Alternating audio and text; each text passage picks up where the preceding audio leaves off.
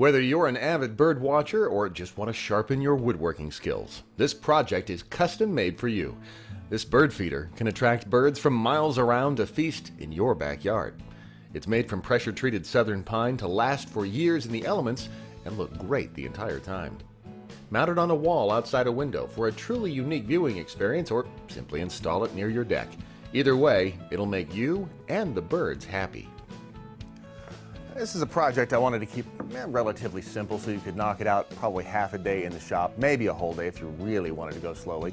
We're going to base the whole thing off a 1x6x10, and essentially I've just cut it into two sections because I just don't like dealing with 10-foot sections of lumber. So about 4.5 and 5.5-foot sections, and then we'll rip those down.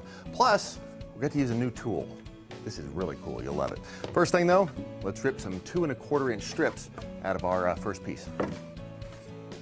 Whenever I'm ripping lumber, I like to take a little off the factory edge so I'm sure to have two clean edges in the project. Rip enough of the 1x6 to create all sides of the octagon. Now, we'll need roughly 64 linear inches of material, so a couple of strips from the 4-foot length will be more than enough.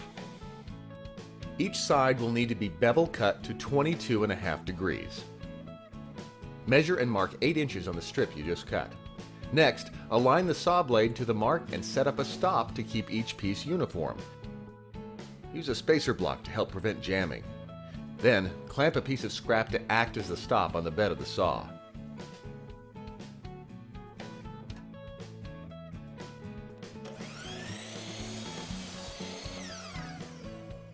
Use the spacer block to cut both ends of the first piece, flipping it end for end.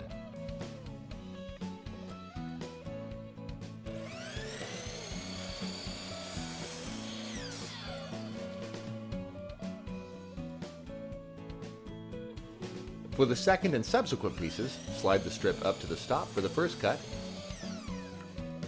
then flip it and use the spacer for the second.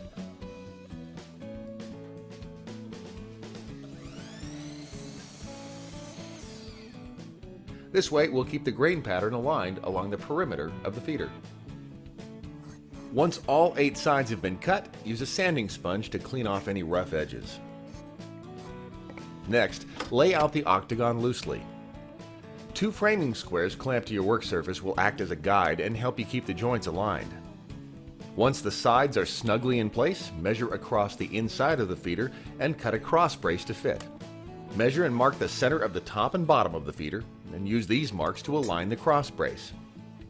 This can be the width of your choosing. I ripped this strip down to 2 inches just to add some dimension. Apply glue to each end and then fasten the brace with nails. Once the brace is installed, begin gluing each side of the feeder in place. Take your time and make sure to check alignment every so often. We're not using nails in the joints, so we want them to be as tight as possible. Once all the sides are glued, measure and cut lateral cross braces. I laid mine flat, again, just for dimension. Glue and nail them into place as well. Now, if you're looking for an alternative to the glue-only method, it's your lucky day. Just look for these small mending plates at your local home improvement store. They're about 50 cents each and can be easily bent into a 22.5 degree angle, then fastened to the inside of each joint. And here's a bonus tip. These miter clamps are handy to keep glued joints tight while they dry. Every shop should have a set. All right, while that one's drying, let's take a look at this one I made a little bit earlier, and can you imagine that? The miters aren't perfect, and well, there's all kinds of imperfections. Quite frankly, I'm not happy with the way the top of these pieces lined up. Do we throw it away or do we fix it? Let me show you how to fix it. Love the stainable wood filler. This stuff is great. Best way is get it in the tube. It's just a whole lot simpler to use that way. It's a lot like toothpaste, except it doesn't taste as good. A little on the putty knife, and we're just going to fill in each one of those joints, and any knot holes and any nail holes that we may find around the perimeter of this entire piece. And then once that dries, we'll sand it all smooth. Once the wood putty has dried thoroughly, sand the joints and any rough spots. Now, I like to give the joints a slight round over. It just makes a nicer transition from piece to piece. All right, once the filling and sanding is done, it's time to break out a brand new power tool. It's called the Dremel Trio, and it's basically a small router. And the really neat thing about it is they handle pivots, so it can be an inline tool like that, or that traditional handle there. It's a squeeze trigger. You squeeze the trigger and the bit spins. I loaded a small chamfer bit into the chuck so we can ease the top edges of the feeder. Again, it's a totally optional step, but I wouldn't want you to miss the fun, and don't forget your safety glasses. As with any other router, always use caution and don't force the tool. Let it cut at its own speed.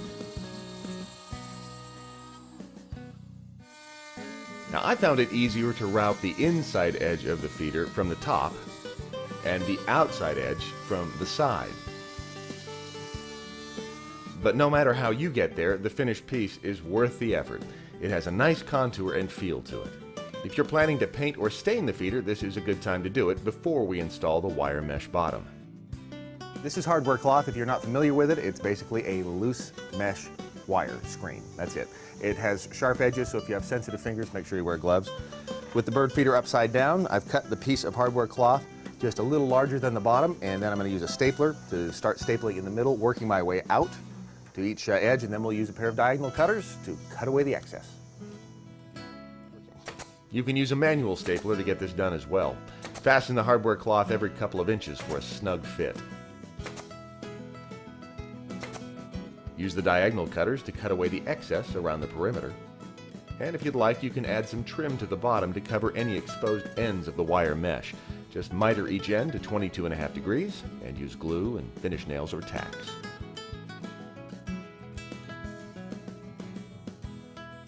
To create the mounting post, rip 3 strips to 2¼ inches wide by 24 inches long. Now we'll laminate these strips together. If you need to piece together the inner strip, as I've done here, that's fine. Spread glue evenly across each piece and use clamps to hold the setup in place while the glue cures. While it's drying, we'll make the brackets. Cut 2 lengths from the 1x6, as long as the board is wide. They should be roughly 5¼ to 5½ inches square. Use the chamfer bit to soften the edges if you'd like. Then drill pilot holes about 1 inch from each corner. Once the post is dried, use wood putty to fill any gaps or imperfections and sand it smooth. Then cut a 45-degree miter at both ends. Measure and drill pilot holes on the opposite side of the mounting brackets to secure them to the post. Apply glue and use exterior grade screws to fasten. Finally, position the post assembly onto the bottom of the feeder and use screws to attach it securely. Well, that, as they say, is that. All we need is a great mounting spot and a few birds to take advantage of the feast. Guess I'd better go buy the feast. See you next time here in the workshop. Remember RealOutdoorLiving.com for great workshop projects using wood. It's real.